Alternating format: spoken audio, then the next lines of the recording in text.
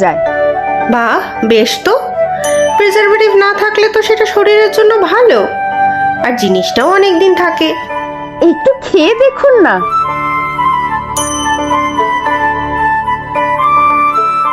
বাহ, খুব ভালো খেতে তো। আপনারা কি রোজ এখানেই বসেন? না, আজই প্রথম বসেছি। আগে গ্রামের দোকানের মাধ্যমে কিছু যাও বা বিক্রি হতো, এখন তাও বন্ধ। কেন? এত ভালো খেতে এগুলো, তার উপরে প্রিজারভেটিভও নেই। আসলে সবাই এখন নামি দামি কোম্পানির জিনিস ছাড়া কিনতে চায় না। আমরা ছোট ব্যবসায়ী, আমাদের পুঁজি সামান্য, আমাদের কোনো পরিচিতি যে নেই। বুঝেছি। আমাকে ওই কুলের আচার, আমের আচার, টমেটো সস আর এই জুসের বোতল একটা দিয়ে দিন তো। এই নিন টাকা। আপনারা থাকেন কোথায়? এই গ্রামেই থাকি। এই রাস্তা দিয়েই ঢুকে যাকে খুশি জিজ্ঞাসা করলেই বলে দেবে আমার নাম টুটু আর ওর নাম মালা। আচ্ছা, আজ আসি।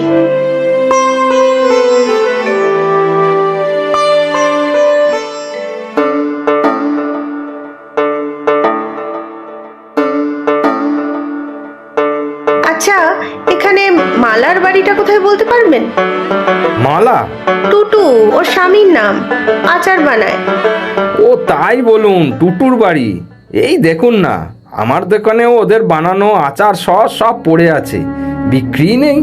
কিন্তু জিনিসগুলো তো খুব ভালো, কোনো ক্ষতিকর কেমিক্যালও নেই। তা হয়তো নেই, তবে ওদের কে চেনে? লোকে অজানা অচেনা জিনিসের উপর ভরসা করবে কেন বলুন দেখি? ওদের বাড়িটা কোন দিকে? ওই যে পুরনো বটগাছটা দেখছেন, বাঁকটা পেরোলেই ওদের বাড়ি।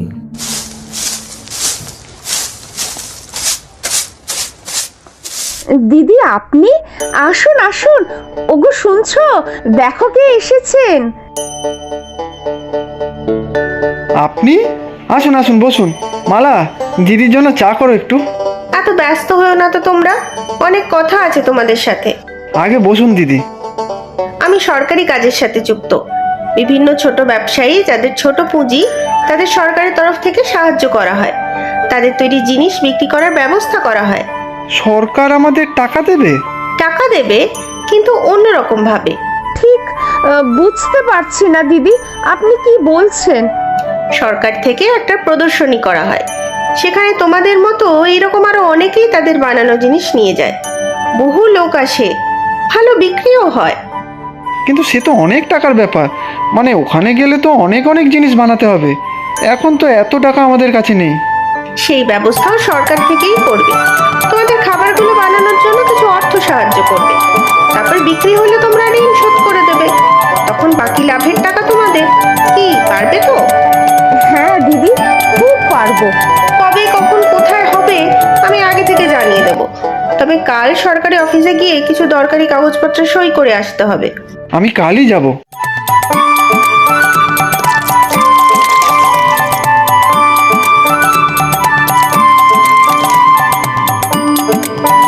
দুর্গা দুর্গা, এবার বেরিয়ে পড়ো দেখি। তা যাচ্ছি, তবে তুমি যাবে না? আমি গেলে হবে না গো, অনেক কাজ বাকি। আচ্ছা, শেষের দিন যাব না হয়। নাও, এবার বেরিয়ে পড়ো দেখি।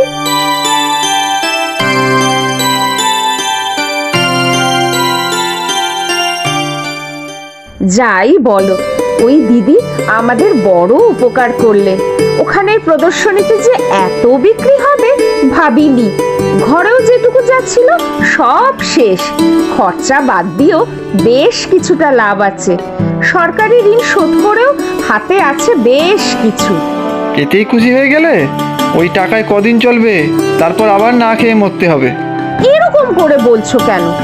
ভগবান আছেন মাথার উপরে, তিনি সব ব্যবস্থা করবে।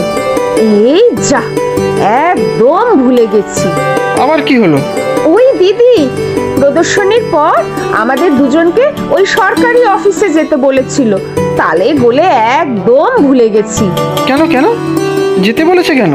আমি তো শেষ দিনই সব টাকা শোধ করে দিয়েছি। চলোই না গিয়ে দেখি, কাল সকালেই যাই, চলো।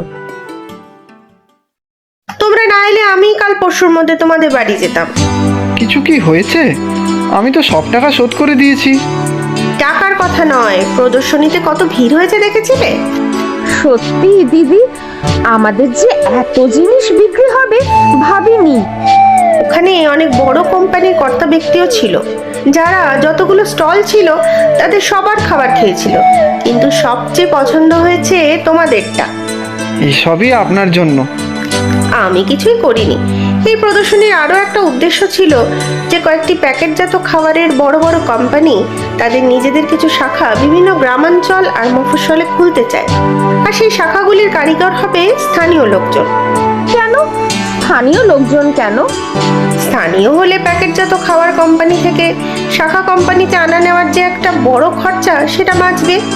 কোয়ালিটি খারাপ যাতে না হয় সেটাও লক্ষ্য রাখতে হবে।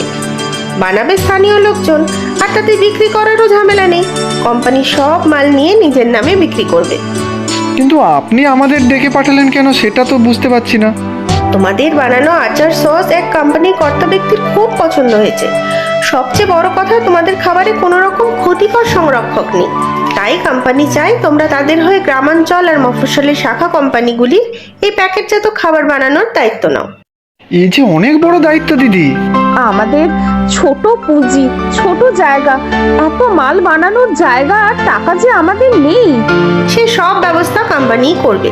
তোমরা রাজি থাকলে বলো, ওনারা সরাসরি তোমাদের সাথে কথা বলবে। আমরা রাজি দিদি, আমরা ঠিক পারবো, খুব পরিশ্রম করব। আজ থেকে তোমাদের বানানো আচারের শিশির গায়ে বড় কোম্পানির নাম থাকবে। আর তোমরা অনামী নও। এত ছোট পরিসরের মধ্যে থেকেও তোমরা যে উচ্চতায় পৌঁছেছো তা সমাজের অন্যদেরও অনুপ্রাণিত করবে।